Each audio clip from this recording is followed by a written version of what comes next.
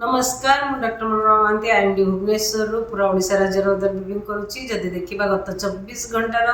तापमात्रा record तेज सर्वाधिक तापमात्रा record कर Titlagarh 42 degree Celsius ता सहित वर्षा झटका पवन और बिजुली घड़घड़ी रेकर्ड कर गंजाम सर्वाधिक वर्षा रेकर्ड कर 73 मिलीमीटर ढेंकानाल 70.5 मिलीमीटर ता सहित अलग स्थान मान वर्षा रेकर्ड कर मैक्सिमम टेम्परेचर कि दिन तापमात्रा संबलपुर और बौद्ध 41.2 डिग्री सेल्सियस रेकर्ड कर सोनपुर 40.5 डिग्री सेल्सियस तापमात्रा रेकर्ड कर देखा सुंदरगढ़ स्वाभाविक तापमात्रा 3.1 डिग्री सेल्सियस कम रही केउंझर 2.5 डिग्री सेल्सियस कम रही भुवनेश्वर 2.0 डिग्री सेल्सियस अधिका रही कटक 0.7 डिग्री सेल्सियस अधिका रही कोरापुट 2.5 डिग्री सेल्सियस अधिक तापमात्रा रेकर्ड कर सहित आज जून 4 तारीख जोटार कि आम दक्षिण पश्चिम मौसम वायु केरल भितर प्रवेश करी पूरा Kerala state entire Kerala state cover होता सहित किछि अंश कर्णाटकर एवं तमिलनाडुर मध्य मनसून रे कवर करा जायछि आउ आगामी 2-3 दिन मध्य स्थिति अनुकूल रही दक्षिण पश्चिम मौसम वायु आगे बढ़िबा पाई आगामी 24 घंटा वर्षार पूर्वानुमान वर्षा सहित बिजुली घड़घड़ी झटका पवन ऑरेंज अलर्ट इश्यू कर मयूरभंज केउंझर बालेश्वर नयागढ़ गंजाम गजपति जिले में जोटार कि वर्षा सहित बिजुली घड़घड़ी झटका पवन 50-60 किलोमीटर पर आवर सहित अलग जिला गुड़िक गोटे कि 2टा स्थान में हल्का मध्यम वर्षा सहित बिजुली घड़घड़ी झटका पवन 40-50 किलोमीटर पर आवर रही काली आज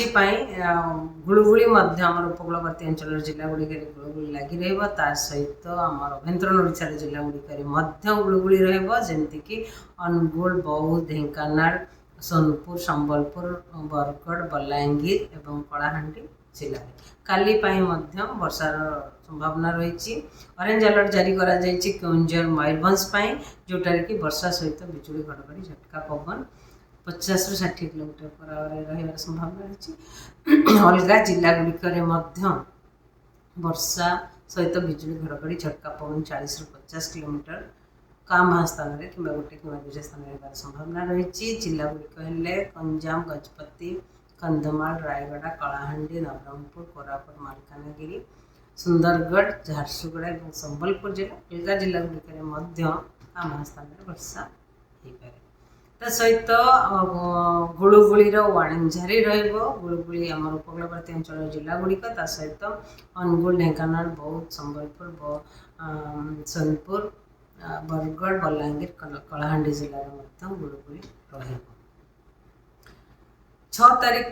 आम दक्षिण ओडिशा जिला गुड़िक किसी स्थान में हल्का मध्यम वर्षा होगार संभावना रही किंतु उत्तर ओडिशा जिला गुड़िक काम स्थान कि गोटे कि 2टा स्थान में वर्षा होगार संभावना रही वर्षा सहित बिजुली घड़घड़ी झटका पवन 40-50 किलोमीटर पर आवर आम केउंझर मयूरभंज जिलार गोटे कि 2टा स्थान होगार संभावना रही अलग जिला गुड़िक मोस्टली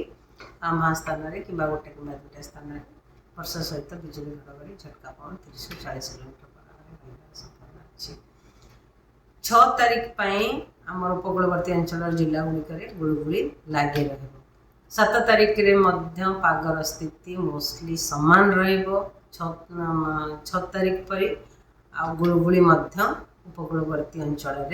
लगी रत तारीख रहा 8 तारीख में आमर दक्षिण उपकूलवर्ती अंचल जिला गुड़िक किसी स्थान में वर्षा हल्का मध्यम वर्षा रही संभावना रही सहित बिजुली घड़घड़ी झटका पवन 50-60 किलोमीटर पर आवर रही संभावना रही सहित रायगढ़ कोरापुट मालकानगिरी जिले में अलग जिला गुड़िक गोटे कि 2टा स्थान में वर्षा सहित बिजुली घड़घड़ी झटका पवन 30-40 किलोमीटर पर आवर रही उपकूलवर्ती अंचल जिला गुड़िक गुड़गुड़ी लगी रही सहित 9 तारीख आम राज्य में काम स्थान में हल्का मध्यम वर्षा होगार संभावना रही 10 तारीख में पागर स्थिति सामान रही सहित दिन तापमात्रा कि मैक्सिमम टेम्परेचर विशेष परिवर्तन होगार संभावना नहीं आगामी 6-7 दिन मध्य किंतु गुड़गुड़ी रभ्यंतरण ओडिशा रे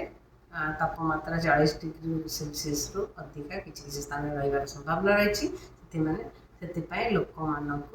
सुरक्षित निजक रखा दरकार आ खरारे बेसी समय काम करने उचित।